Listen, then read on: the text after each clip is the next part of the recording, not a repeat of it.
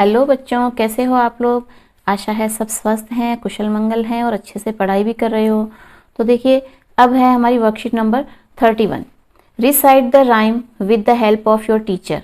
यानी आपको इस राइम को पढ़ना है आपकी टीचर की हेल्प से, एंड कंप्लीट द राइम, और इस राइम को कंप्लीट करना है। यानी आगे से ये खाली छुट्टी हुई है तो उसे हमें पूरा करना है।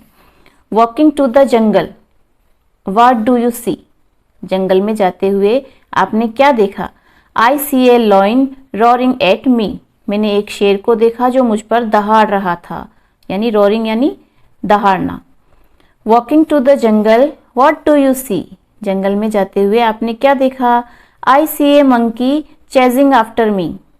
चेजिंग का अर्थ होता है पीछा करना, तो आई सी ए मंकी, मैंने एक बंदर को देखा जो कि मेरा पीछा कर रहा था। नेक्स्ट है, तो इसी तरह हम आगे लिख सकते हैं, walking to the jungle, what do you see. ये दो लाइनें वापस रिपीट होंगी क्योंकि यहाँ पर भी हुई है, यहाँ पर भी हुई है। तो जंगल में जाते हुए आपने क्या देखा। आई सी ए डियर, यानी मैंने एक हिरण को देखा। रनिंग इन द जंगल, जो कि जंगल में दौड़ रहा था। तो इस तरह कंप्लीट होती है हमारी ये राइम। तो इससे आगे भी हम इस राइम को बढ़ा सकते हैं, जैसे walking to the jungle, what do you सी।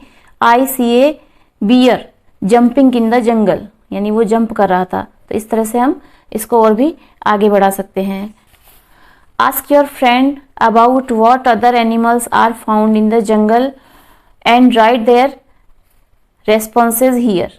यानी आप अपने दोस्तों को पूछिए कि जंगल में और कौन कौन से जानवर रहते हैं और उनके नाम आपको यहाँ पर लिखने हैं। तो एक उदाहरण के लिए लिखा हुआ है टाइगर, तो हम यहाँ पर और लिख सकते हैं डियर, डियर यानी हिरण। फॉक्स, फॉक्स यानी लोमड़ी। एलिफेंट यानी हाथी। Bear, rabbit, giraffe, zebra. इस तरह से हम और भी यहाँ पर स्पेलिंग्स लिख सकते हैं। तो इस तरह कंप्लीट होती है हमारी वर्कशीट नंबर 31। है हमारी worksheet number 32। Read the poem and answer the question below. यानी इस राइम को हमें पढ़ना है, इस पोएम को पढ़ना है और यहाँ पर नीचे जो क्वेश्चन दे रखे हैं उनके आंसर हमें इसके अंदर देने हैं। बा बा black sheep, have you any wool. Yes sir 3 bags full. 1 for my master and 1 for the dame, 1 for the little boy who lives down the lane। इस तरह कंप्लीट होती है हमारी ये राइम और इसके क्वेश्चंस हैं नीचे दिए हुए हैं। Answer the following questions from the poem given above. यानी यहाँ पर जो ये क्वेश्चन है उनके आंसर हमें इस पोएम में देख कर देने हैं। तो फर्स्ट ऑफ ऑल क्वेश्चन है नेम ऑफ एन एनिमल, यानी इसमें कौन से जानवर का नाम आया है। तो इसमें नाम आया है यहाँ पर ये शीप का, तो यहाँ पर हम लिख देंगे शीप, SHEEP, शीप, शीप यानी भेड़। उसके बाद है नेम ऑफ द कलर, और उनका कलर कौन सा था, ब्लैक, ब्लैक कलर था। Right the spelling of any number, और इसके अंदर कौन सा नंबर आया है, तो इसमें आया है 3, यानी 3 bags full। नेक्स्ट क्वेश्चन है अपोजिट ऑफ ए गर्ल। यहाँ पर अपोजिट कौन सा आया है, गर्ल का, गर्ल का अपोजिट होता है बॉय, तो इसके अंदर यहाँ पर ये है बॉय।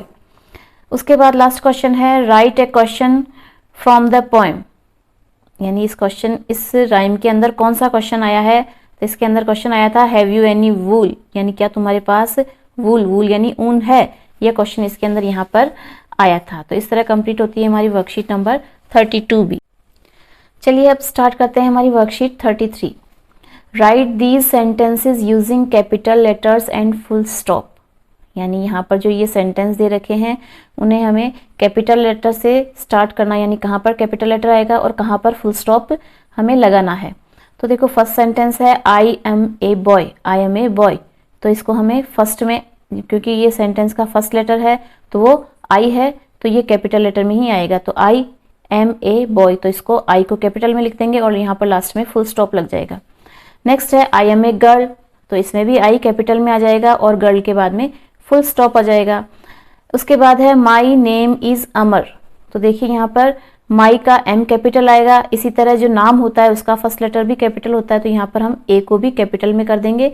तो ये हो जाएगा माई नेम इज अमर और यहाँ पर लास्ट में फुल स्टॉप लग जाएगा।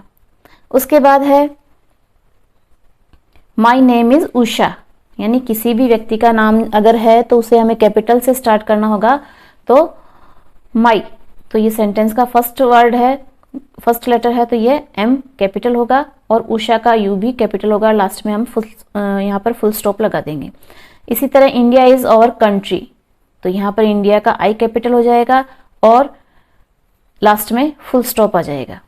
मानू इज अ टीचर, तो मानू टीचर का नाम है तो ये यहाँ पर एम कैपिटल आ जाएगा और लास्ट में फुल स्टॉप भी लग जाएगा। इसी तरह अजय इज ए डॉक्टर, यानी अजय एक डॉक्टर है तो अजय का ए कैपिटल हो जाएगा और लास्ट में फुल स्टॉप लग जाएगा। इसी तरह मैंगो इज ए फ्रूट, यानी आम एक फल होता है तो मैंगो सेंटेंस का फर्स्ट लेटर है एम, तो यह कैपिटल में आ जाएगा और फ्रूट के बाद में लास्ट में फुल स्टॉप लग जाएगा। इसी तरह काउ गिव्स अस मिल्क, यानी गाय हमें दूध देती है तो काउ का सी कैपिटल हो जाएगा और मिल्क के बाद में हमें यहाँ पर फुल स्टॉप लगाना है। रोज इज ए फ्लावर, यानी रोज एक फूल होता है तो रोज का आर कैपिटल में आ जाएगा और लास्ट में फुल स्टॉप लग जाएगा। इस तरह हमारी कंप्लीट होती है वर्कशीट नंबर 33। चलिए बच्चों, अब हम स्टार्ट करते हैं हमारी worksheet number 34। Right these sentences using this और दैट, यानी ये जो सेंटेंस है इन्हें हमें दिस और दैट का यूज़ करते हुए कंप्लीट करना है। तो ये देखिए ये कैट है तो दिस और दैट का जैसे यूज हमें पता ही है कि अगर कोई चीज़ हमारे पास होती है तो उसके लिए हम लिखते हैं दिस यानी यह, और दैट का अर्थ होता है वह, यानी अगर कोई वस्तु दूर है तो उसके लिए हम यूज़ करेंगे दैट का। तो यह कैट पास में है तो दिस इज़ ए कैट, यह हैट दूर है तो दैट इज़ ए हैट। इसी तरह उसके आगे है दिस इज़ ए बॉल, क्योंकि बॉल पास में है, और दैट इज़ ए कप। इसके आगे है दिस इज़ ए बैग, यानी यह एक बैग है। दिस इज़ ए पेंसिल, यह एक पेंसिल है। अब देखिए ये चौक दूर है तो इसके लिए हम लिखेंगे दैट इज़ ए चौक, और ये डस्टर दूर है तो इसके लिए हम लिखेंगे दैट इज़ ए डस्टर, यानी वह एक डस्टर है। जो पास की चीज़ होती है उसके लिए दिस का यूज़ किया जाता है और जो दूर होती है उसके लिए दैट का यूज़ किया जाता है। इस तरह कंप्लीट होती है हमारी वर्कशीट नंबर 34। हमारी worksheet number 35। Look at the pictures and fill in the blanks with appropriate words. Pictures को देखिए और इनके लिए उपयुक्त वर्ड लिखना है हमें।